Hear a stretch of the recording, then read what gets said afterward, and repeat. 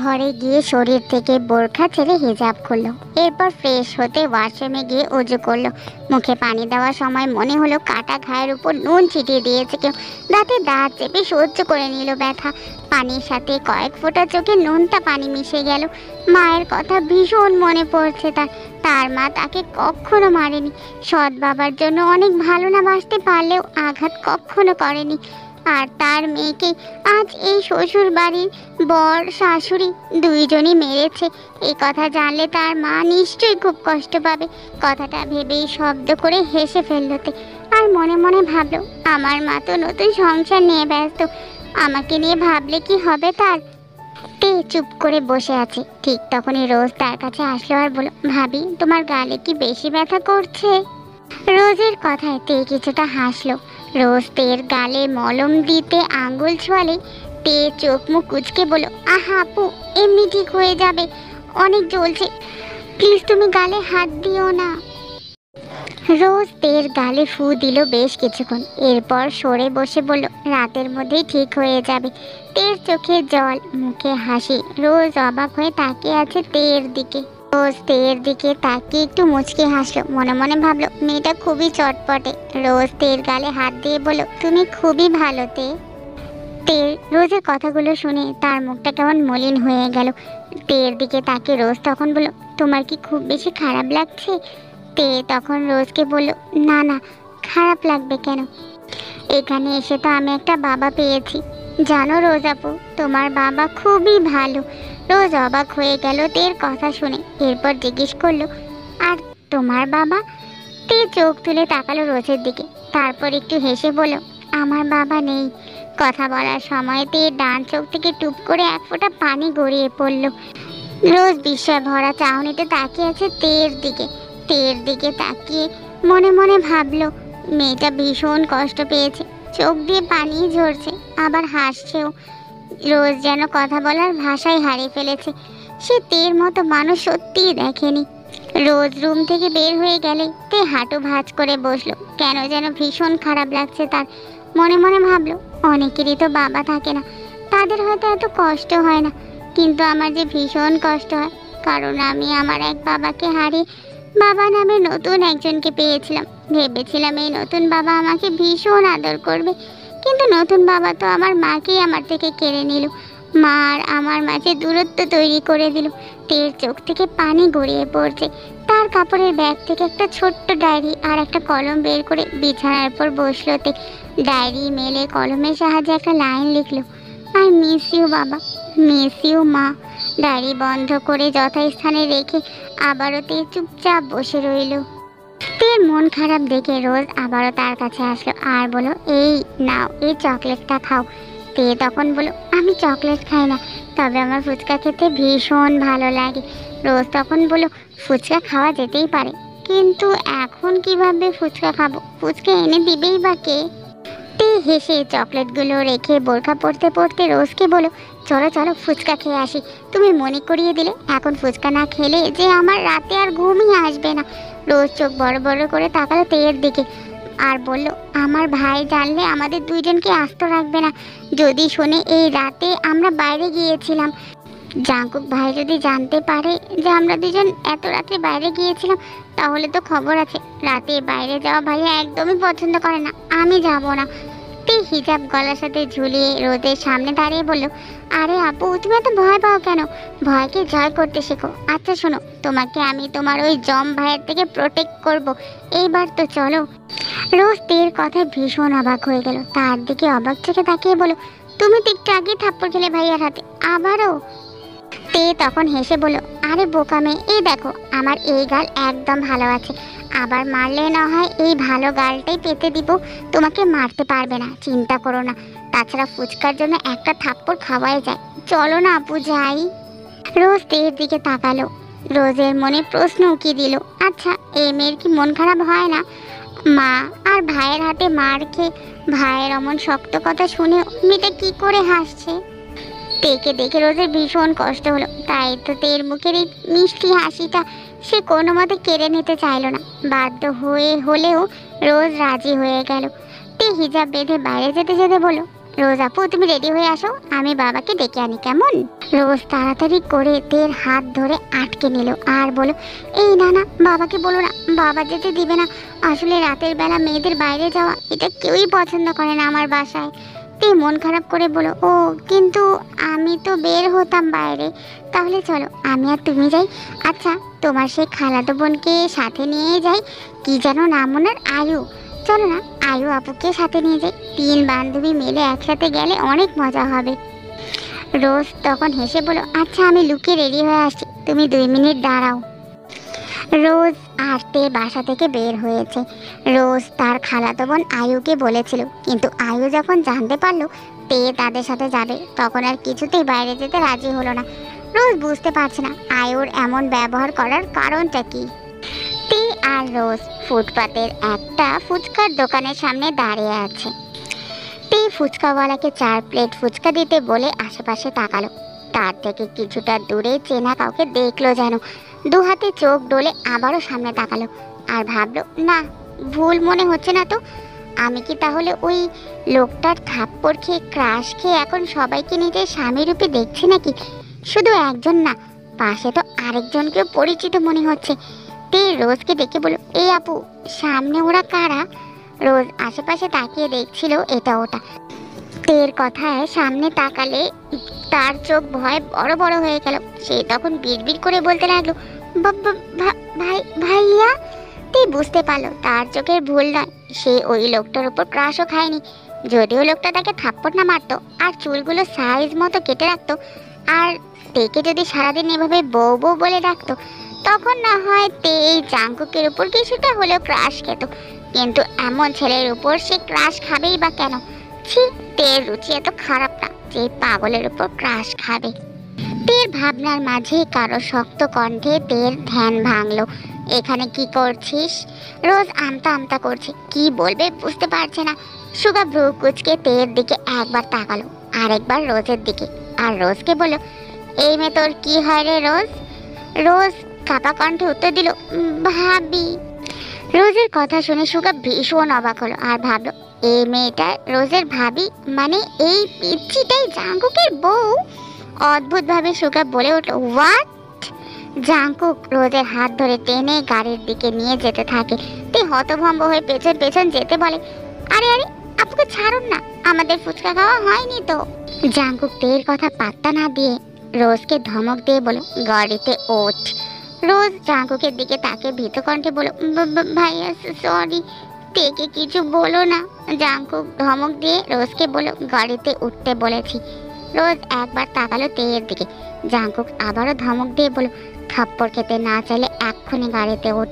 পাশ থেকে সুগা বলে উঠলো, আহারে জাঙ্কুক বাদ দে না, দুটোই তো বাচ্চা, বকিস না। তে সুগার দিকে তাকিয়ে বলো, আপনার মতো এত ভালো মানুষের কপালে এমন অসভ্য বন্ধু জুটলো কিভাবে ভাইয়া? সামান্য ফুচকাই তো খেতে এসেছি, দেখেছেন কেমন করছে? তের কথায় সুগা চোখ বড় বড় করে তাকালো, বিড়বিড় করে বলল, যা হয়ে গেল, ইঞ্জিন গরম হওয়ার আগেই তেল দেওয়া শেষ। জাঙ্কুক দাঁতের দাঁত চেপে তের দিকে তাকিয়ে আছে। তে জাঙ্কুকের দৃষ্টিতে ভয় পেল, ঢোক গিলে আমতা আমতা করে বলল, দেখুন আমি আপনাকে ভয় পাই না, এভাবে তাকাবেন না। তে আবার নিজেকে নিজেই বলল, ইসিরে আমি আজ এই জাঙ্কুককে তো ভয় পাচ্ছি কেন? কথাটা পাশ থেকে সুগা শুনে ফেললো, মুখ লুকিয়ে একটু হাসলো। জাঙ্কুক এগিয়ে এসে তের হাত শক্ত করে চেপে ধরল। তে হাতে ব্যথা পেল। জাঙ্কুকের হাত অপর হাতে ধরে বলল, ইস আমার হাত খুলে গেল, হাত ছাড়ুন আমার। জাঙ্কুক টেনে তেকে ফুচকার দোকানের সামনে নিয়ে গিয়ে দাঁড়ালো। হাত ছাড়লো না তের। তে অপর হাতে এত চেষ্টা করলো জাঙ্কুকের কাছ থেকে নিজের হাত ছাড়ানোর, কিন্তু কোনো মতেই পারলো না। এদিকে রোজ গাড়ির ভেতর থেকে বের হতে নিলেই সুগা ধমক দিয়ে রোজকে বলল, রাতে বাইরে বেরিয়েছিস কেন? রোজ তার ফুফাতো ভাইয়ের ধমকে মিনমিন করে বলো, ফুচকা খেতে। সুগা ভীষণ রেগে গেল আর বলো, তুই কি পাগল? রাতের বেলা একা একা 2টা মেয়ে বেরিয়েছিস? ওই মেয়ে তো বাচ্চা, তোর মাথায় কি গোবর ছাড়া কিচ্ছু নেই? সুগা দীর্ঘশ্বাস ফেলে উল্টা ঘুরে দাঁড়ায়, জাঙ্কুকের দিকে এগিয়ে যায়। জাঙ্কুক তের হাত শক্ত হাতে চেপে দোকানদারের উদ্দেশ্যে গম্ভীর গলায় বলে, যতগুলো ফুচকা আছে সবগুলো পর পর প্লেট করে সাজিয়ে দিন। তে চোখ বড় বড় করে তাকালো। দোকানদার নিজেও হাঁ করে চেয়ে আছে জাঙ্কুকের দিকে। তে আবারও তার হাত ছাড়াতে চায়, মোছামুছি করতে করতে বলল, এতগুলো ফুচকা কি করবে? উফ, আমার হাত ছাড়ুন, ব্যথা লাগছে তো। জাঙ্কুক হাতের বাঁধন আরো খানিকটা শক্ত করে বলল, সব ফুচকা না খেয়ে এক পাও নড়বে না স্টুপিড। ফুচকা খাওয়ার স্বাদ মেটাবো আজ।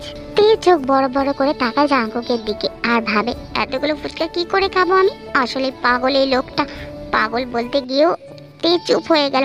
মনে মনে ভাবলো, না না, এমনিতেই গালের ব্যথা এখনো কমেনি, আবার যদি কিছু বলি, আবার যদি মারে। তে তখন আস্তে করে বিড়বিড় করে জাঙ্কুককে বলল, দেখুন, আপনি আমায় গরু ভাবতেই পারেন, হয়তো আপনার চোখের প্রবলেম, তাই আমার পরামর্শ হচ্ছে আপনি একটা ডক্টর দেখিয়ে চশমা কিনে নিন। এরপর বুঝবেন আমি একটা কিউট বাচ্চা, একদম গরু নয় যে এতগুলো ফুচকা একেবারে খাবো। জাঙ্কুক চোখ শক্ত করে তেয়ের দিকে তাকিয়ে আছে। পেছন থেকে সুগা শব্দ করে হেসে ফেললো। তে ঘাড় বাঁকিয়ে নিজেও হাসলো। তে হাসলো আর মনে মনে ভাবলো, এই লোকটার গায়ে এভাবে আগুন লাগাতে ভালোই লাগে, শুধু না মারলেই হয়। জাঙ্কুক দোকানওয়ালার দিকে তাকিয়ে বলল, প্লেট সাজানো স্টার্ট করুন। সুগা এগিয়ে এসে বলল, আরে তুই কি বাচ্চা নাকি? বাদ দে না, কি শুরু করলি জাঙ্কুক? এরপর দোকানের উদ্দেশ্যে বলল, মামা 2 প্লেট ফুচকা দিন তো আপনি। তে বলে উঠলো, আমি তো 4 প্লেট দিতে বলেছিলাম। সুগা তখন বলল, ঠিক আছে, 4 প্লেটই খাবে। তে ভীষণ খুশি হলো, মনে মনে ভাবলো, আমার এই স্বামী নামক অস্বামীর বন্ধুটা কত ভালো, আর এই স্বামী নামক লোকটা একটা বাদর। বিরক্ত হয়ে জাঙ্কুকের দিকে তাকালেই জাঙ্কুকের দৃষ্টি দেখে চুপসে গেল তে ভয়। মনে মনে ভাবলো, আমি এমন কি করেছি যে এমন করে তাকিয়ে আছে আমার দিকে? জাঙ্কুক তের হাত এত শক্ত করে ধরে রেখেছে, হয়তো তের হাতের রক্ত সঞ্চালনই হচ্ছে না ঠিকঠাক মতো। তে ইনোসেন্ট ফেস বানিয়ে জাঙ্কুককে বল, হাতটা ছাড়ুন না প্লিজ, ছিঁড়ে গেল হাতটা, উফ ব্যথা করছে তো। সুগা পাশে দাঁড়িয়ে জাঙ্কুককে বলো, জাঙ্কুক ছাড় না, মেয়েটা ব্যথা পাচ্ছে। জাঙ্কুক সুগার দিকে তাকালে সুগা মেকি হেসে বলল, মানে তোর বউ, আমার ভাবি ব্যথা পাচ্ছে। জাঙ্কুক তের হাত ঝটকা মেরে ছেড়ে সুগার কলার চেপে ধরে বলল, ওকে বউ মানি না আমি, আন্ডারস্ট্যান্ড? তেও জাঙ্কুকের হাত থেকে ছাড়া পেয়ে তার হাত ডলতে ডলতে বলল, আপনাকেও আমি স্বামী মানি না, অসভ্য লোক। জাঙ্কুক কথাটা শুনে দাঁতের দাঁত চেপে তের দিকে তাকালো। সুগাও তের দিকে তাকিয়ে আছে আর ভাবছে, এই মেয়ে কি জাঙ্কুককে রাগিয়ে দেওয়ার প্রতিজ্ঞা করেছে নাকি? তে খুব মনোযোগ দিয়ে ফুচকা খাওয়ায় ব্যস্ত। রাস্তার হলদে আলোর কিছুটা তের মুখে এসে পড়েছে। মেয়েটা কি দারুণ খুশির আমেজে ফুচকা মুখে পড়ছে, যেন অমৃত খাচ্ছে। মুখের এক্সপ্রেশন এমনই মনে হচ্ছে। জাঙ্কুক গম্ভীর চোখে তের দিকেই তাকিয়ে আছে। জাঙ্কুক বুঝতে পারছে না এই রাস্তার ফুচকা পেয়ে এই মেয়েটা এত খুশি কেন। এরপর জাঙ্কুকের চোখ তের ডান গালে পড়ল। তের ডান গাল পুরো লাল হয়ে ফুলে আছে, বেশ লাল হয়ে আছে গালের 4-5টা জুড়ে। জাঙ্কুক আর তার মা দুজনেই মেরেছে কথাটা মনে পড়তেই গম্ভীর একটা শ্বাস ফেলে চোখ বুঝলো জাঙ্কুক।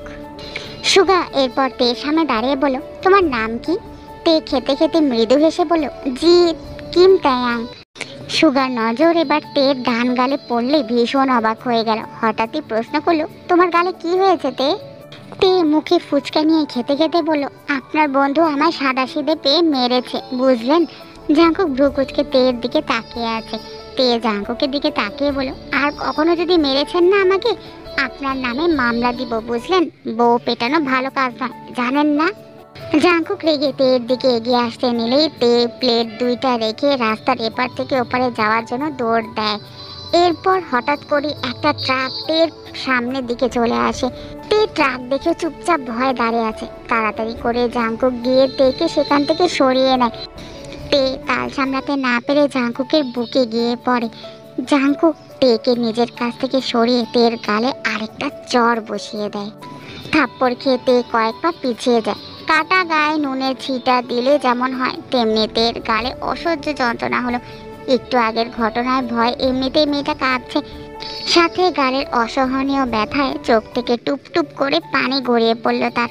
সুগা জাঙ্কুকের পাশে এসে দাঁড়ায়, কি বলবে বুঝতে পারছে না। জাঙ্কুক এখনো জ্বলন্ত চোখে তের দিকে তাকিয়ে আছে। তে ভেজা চোখে মাথা তুলে তাকালো, কাঁদতে কাঁদতে বলল, এই অসভ্য লোক, এই আপনার হাত ব্যথা করে না? আমার গালটা কি সরকারি পেয়েছেন? শুধু মারছেন তো মারছেনই, অমন লোহার হাত দিয়ে এই নরম গালে মারতে একটু মায়া করে না? পাষাণ লোক। জাঙ্কুক আবারও তের দিকে তেড়ে যেতে নিলেই তে ভয় নিজেকে গুটিয়ে নেয়। সুগা জাঙ্কুককে টেনে ধরে রোজের দিকে তাকিয়ে বলে, গাড়িতে গিয়ে বস। রোজ শান্ত চোখে তেয়ের দিকে তাকায়। মেয়েটার গাল থেকে কিছুটা রক্ত বেরিয়েছে। রোজের খুব খারাপ লাগলো, তার ভাই এই মেয়েটাকে বারবার এভাবে মারছে কেন। বোন হিসেবে রোজের নিজেরই খুব খারাপ লাগছে দেখে। এরপর সবাই গাড়িতে গিয়ে বসলো। তে ঘাড় বাঁকিয়ে গাড়ির জানালা দিয়ে বাইরে তাকালো। সব অন্ধকার। ঠোঁট বাঁকিয়ে মলিন হাসলো। বিড়বিড় করে বলল, মিস ইউ বাবা, মিস ইউ মা। জাঙ্কুক শান্ত চোখে তার গাড়ির দিকেই তাকিয়ে আছে। সুগা রেগে বলল, তুই মেয়েটাকে এভাবে মারছিস কেন বারবার? ও তোর হাফ বয়সী একটা মেয়ে, একটু দয়া মায়া বলে কিছুই নেই তোর? জাঙ্কুক বেশ কিছুক্ষণ চুপ থেকে সুগার দিকে তাকিয়ে ভ্রু কুচকে বলল, মারলাম কখন? সুগা অবাক হয়ে বলল, মেয়েটার গাল কেটে গিয়েছে, তুই বলছিস মারলি কখন? জাঙ্কুক বিরক্ত কণ্ঠে বলল, বাঁচিয়ে শাস্তি দিয়েছি। স্টুপিডদের এভাবে শায়েস্তা করতে হয়। আরেকটা গাল অক্ষত আছে, এর জন্য শুক্রিয়া কর। সুগা অদ্ভুতভাবে তাকালো জাঙ্কুকের দিকে। মনে মনে ভাবলো, জাঙ্কুক তো এমন না, শুধুমাত্র রেগে কখনো এভাবে মারার মানুষ জাঙ্কুক না। রাগ বেশি ঠিক আছে ছেলেটা, কিন্তু এভাবে ধূপধাপ মারার স্বভাবটাই জাঙ্কুকের নেই। জাঙ্কুক শুধু সুগার কলার ধরা পর্যন্ত সীমাবদ্ধ থাকে, কিন্তু সেখানে এই বাচ্চা মেয়েটাকে ধূপধাপ মেরে দিচ্ছে। সুগা ভ্রু কুচকে জাঙ্কুককে বলল, দেখ, যদি একেবারে মেয়েটাকে মানতে না পারিস তবে ডিভোর্স দিয়ে দে। এভাবে মেয়েটাকে মারিস না, শাস্তি দিস না মেয়েটাকে। শুনেছি মেয়েটার বাবা নেই, এত কম বয়সে বিয়ে দেওয়ার পর তুই এরকম ব্যবহার করছিস ওই মেয়েটার সাথে। মামা কাজটা মোটেও ঠিক করেনি। তুই কেমন স্বভাবের সেটা সবাই জানে। এরপরে এভাবে বিয়ে দেওয়াটা সত্যি খারাপ হয়েছে। যাকগে, আমি তোদের ডিভোর্সের ব্যবস্থা করছি। জাঙ্কুক সুগার কলার ধরে দাঁতে দাঁত চেপে বলো, আমার ব্যাপারে নাক গলাতে বলেছি তোকে? সুগা অদ্ভুতভাবে তাকালো জাঙ্কুকের দিকে। সুগা তো ভালো কথাই বলেছে, এই জাঙ্কুকের আবার কি হলো? সুগা চোখ ছোট ছোট করে বলো, তোরই তো উপকার করতে চাইলাম ভাই। জাঙ্কুক কিছুই বলো না। সুগার কলার ছেড়ে গট গট পায়ে এগিয়ে গেল গাড়ির দিকে। সুগা চিন্তিত মনে জাঙ্কুকের দিকে চেয়ে আছে। সুগা ভাবতে লাগলো, এই জাঙ্কুকের হাব ভাবটা কি? এই বলছে বউ মানে না, আবার ধূপধাপ মারছে মেয়েটাকে। ডিভোর্স করাতে চাইলে নাক গলাতে নিষেধ করছে। কি আজব পাবলিক, এক মানুষ অথচ ক্যারেক্টার কতগুলা।